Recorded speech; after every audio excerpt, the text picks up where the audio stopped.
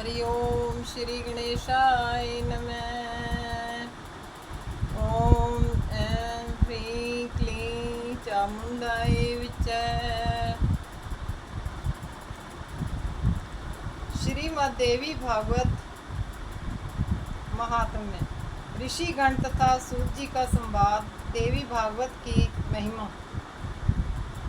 जो सृष्टि काल में सर्ग शक्ति, स्थिति काल में पालन शक्ति तथा संहार काल में रुद्र शक्ति के रूप में रहती हैं, चराचर जगत जिनके मनोरंजन की सामग्री है, परा पश्यंती मध्यमा एवं वैखरी वाणी के रूप में जो विराजमान रहती हैं तथा ब्रह्मा विष्णु एवं शंकर के द्वारा जो आराधित हैं, वे भगवती आद्य शक्ति हमारी वाणी को सुशोभित करें।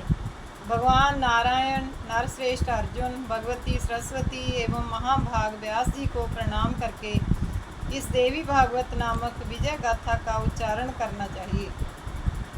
ऋषिगण बोले, सूत जी आप बड़े बुद्धिमान हैं। व्यास जी से आपने शिक्षा प्राप्त की है, आप बहुत वर्षों तक जीवित रहें। भगवान अब आप हमें मन को प्रसन्न करने वाली पवित्र कथाएं सुनाने की कृपा कीजिए। भगवान विष्णु के अवतार की पावन कथा संपूर्ण पापों का संहार करने वाली एवं अत्यंत अद्भुत है। हम भक्ति पूर्वक उसका श्रवण कर चुके। भगवान शंकर का दिव्य चरित्र, भस्म और रुद्राक्ष धारण करने की महिमा तथा इसका इतिहास भी आपके मुखारविंद से सुनने का सुअवसर हमें मिल चुका। अब हमें वह कथा सुनने की इच्छा है जो परम पवित्र हो तथा जिसके प्रभाव से मनुष्य सुगमता पूर्वक भक्ति और मुक्ति के सम्यक अधिकारी बन जाएं। महाभाग, आपसे बढ़कर संदेह निवारण करने वाले अन्य किसी को हम नहीं देखते। आप हमें मुख्य कथाएं कहने की कृपा कीजिए, जिससे कलियुगी मनुष्यों को भी सिद्धि मिल सके। सूत जी कहते हैं, ऋषियों तुम बड़े भाग्यशाली हो। जगत के कल्याण होने की इच्छा से तुमने यह बहुत उत्तम बात पूछी। अतः संपूर्ण शास्त्रों का जो सार रूप है, वह प्रसंग विशद रूप से तुम्हारे सामने मैं उपस्थित करता हूँ। ऋषियों ने कहा, महाभाग सूत जी आप वक्ताओं में सर्वश्रेष्ठ हैं। वह पुराण कैसा है और उसके सुनने की कौन सी विधि है? कितने दिनों में यह कथा संपन्न होती है? इस कथा में किस देवता का पूजन होना चाहिए तथा कितने मनुष्य पहले इसे सुन चुके हैं और उनकी कौन कौन सी अभिलाषाएं पूर्ण हो चुकी हैं? यह सब हमें सुनाने की कृपा कीजिए। सूत जी कहते हैं, व्यास जी भगवान विष्णु के अंश हैं। पराशर जी उनके पिता और सत्यवती माता हैं। व्यास जी ने वेदों को 4 भागों में विभाजन करके उन्हें अपने शिष्यों को पढ़ाया, किंतु जो संस्कारहीन नीच कुल में उत्पन्न वेद पढ़ने के अधिकारी एवं स्त्रियां और मूर्ख जन हैं, उन्हें धर्म का ज्ञान कैसे हो? वह चिंता उनके मन में जाग उठी। तब स्वयं मन में विचार करके उन्होंने उक्त प्राणियों के धर्म ज्ञानार्थ पुराण संहिता का संपादन किया। 18 प्राणों की रचना करके उनको मुझे पढ़ाया। महाभारत की कथा भी सुनाई। उसी समय भुक्ति और मुक्ति देने वाला देवी भागवत नामक पुराण रचा। स्वयं उसके वक्ता बने और राजा जन्मेजय को श्रोता होने का सुअवसर प्राप्त हुआ। पूर्व समय की बात है। जन्मेजय के पिता राजा परीक्षित थे। उन्हें तक्षक सर्प ने डस लिया था। उनकी दुर्गति निवारण के लिए जन्मेजय ने देवी भागवत सुना। वेद व्यास जी के मुखारविंद से 9 दिनों में इसकी श्रवण विधि संपन्न की। वे त्रिलोक जननी भगवती आद्य शक्ति का विधि पूर्वक पूजन करते थे। नवाह यज्ञ समाप्त होने पर उसी क्षण महाराज परीक्षित को भगवती का परम धाम प्राप्त हो गया। दिव्य रूप धारण करके वे वहां पधार गए। पिता को परम धाम प्राप्त हो गया। यह देखकर राजा जन्मेजय को अपार हर्ष हुआ। उन्होंने मुनिवर व्यास जी की भली भांति पूजा की। जो मानव भक्ति पूर्वक देवी भागवत की कथा सुनते हैं, सिद्धि सदा उनके सन्निकट खेलती रहती है। अतः उन्हें निरंतर इस प्राण का श्रवण करना चाहिए। सत्ययुग, त्रेता और द्वापर में अनेकों धर्म थे, किंतु कली के लिए एक पुराण श्रवण ही धर्म रह गया है। इसके सिवा मनुष्यों का उद्धार करने वाला दूसरा कोई धर्म ही नहीं है। कली के मनुष्य धर्म और आचार से हीन एवं अल्पायु होंगे। उनके कल्याण के लिए भगवान व्यास ने पुराण संज्ञक इस अमृत रस का निर्माण किया है।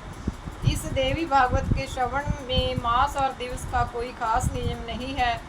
मनुष्य सदा इसका श्रवण कर सकते हैं। आश्विन, चैत्र, वैशाख और जेठ के महीने में तथा 4 नवरात्रों में सुनने से यह पुराण विशेष फल देने वाला होता है। नवरात्र में इसका अनुष्ठान करने पर मनुष्य सभी पुण्य कर्मों से अधिक फल पा लेते हैं। अतः इसे नवाह यज्ञ कहा गया है। जो कलुषित विचार वाले पापी, मूर्ख, मित्रद्रोही, वेद की निंदा करने वाले, हिंसा में संलग्न और नास्तिक हैं, उनका भी कली में इस नवाह यज्ञ से निस्तार हो जाता है। महान तप, व्रत, तीर्थ, दान, नियम, हवन और यज्ञ आदि करने पर भी मनुष्यों को जो फल दुर्लभ रहता है वह भी नवाह यज्ञ से सुलभ हो जाता है। अतः देवी भागवत सर्वोत्तम पुराण माना जाता है। धर्म, अर्थ, काम और मोक्ष की प्राप्ति के लिए यह सर्वोपरि साधन है। सूर्य के कन्या राशि में स्थित होने पर आश्विन मास के शुक्ल पक्ष में अष्टमी तिथि के दिन श्रीमद् देवी भागवत की पुस्तक सोने के सिंहासन पर स्थापित करके भक्ति पूर्वक योग्य ब्राह्मण को दान करनी चाहिए। ऐसा करने से वह पुरुष देवी का प्रीति भाजन होकर उनके परम पद का अधिकारी बन जाता है। जो पुरुष देवी भागवत के एक श्लोक अथवा आधे श्लोक का भी भक्ति भाव से नित्य पाठ करता है, उस पर देवी प्रसन्न हो जाती हैं। महामारी, हैजा आदि भयंकर बीमारियां तथा अनेकों उत्पात भी देवी भागवत के श्रवण मात्र से शमन हो जाते हैं। पूतना आदि बाल गृहीकृत तथा भूत प्रेत जनित जो भय है वह इस देवी भागवत के श्रवण से पास भी नहीं भटक सकते। भक्ति पूर्वक देवी भागवत का पाठ और श्रवण करने वाला मनुष्य धर्म, अर्थ, काम और मोक्ष के फल का अधिकारी हो जाता है। भगवान श्री कृष्ण प्रसेन को खोजने के लिए चले गए, बहुत समय तक नहीं लौटे। तब वसुदेव जी ने यह देवी भागवत पुराण सुना। इसके प्रभाव से उन्होंने अपने प्रिय पुत्र श्री कृष्ण को शीघ्र पाकर आनंद लाभ किया था। जो पुरुष देवी भागवत की कथा भक्ति के साथ पढ़ता और सुनता है, बुद्धि और मुक्ति उसके कर्तलगत हो जाती हैं। वह यह कथा अमृत स्वरूपा है। इसके श्रवण से अपुत्र पुत्रवान, दरिद्र धनवान और रोगी आरोग्यवान हो जाता है। जो स्त्री वंध्या, काक वंध्या और मृत वत्सा हो, वह भी देवी भागवत की कथा सुनने से दीर्घजीवी पुत्र की जननी बन जाती है। जिसके घर में श्रीमद् देवी भागवत की पुस्तक का नित्य पूजन होता है, वह घर तीर्थ स्वरूप हो जाता है। वहाँ रहने वाले लोगों के पास पाप नहीं टिक सकते। जो अष्टमी, नवमी अथवा चतुर्दशी के दिन भक्ति के साथ यह कथा सुनता या पढ़ता है, उसे परम सिद्धि उपलब्ध हो जाती है। इसका पाठ करने वाला यदि ब्राह्मण हो तो प्रकांड विद्वान, क्षत्रिय हो तो महान शूरवीर, वैश्य हो तो प्रचुर धनाढ्य और शूद्र हो तो अपने कुल में सर्वोत्तम हो सकता है। बोल देवी भागवत पुराण की जय। बोल कृष्ण भगवान की जय। कर्पूर गौरम करुणावतारम संसार सारम भुजगेन्द्रहारम सदा वसन्तं हृदयारविन्दे भवं भवानी सहितं नमामि। माया कुंडलिनी क्रिया मधुमती काली कला मालिनी मातंगी विजया जया भगवती देवी शिवा शांभवी शक्ति शंकर बलवान त्रिनयना वाग्वाहिनी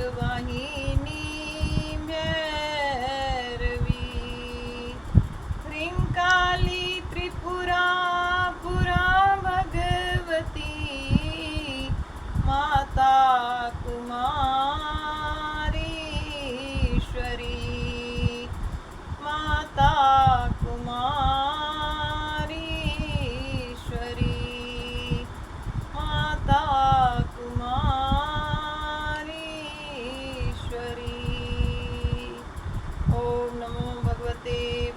देवा।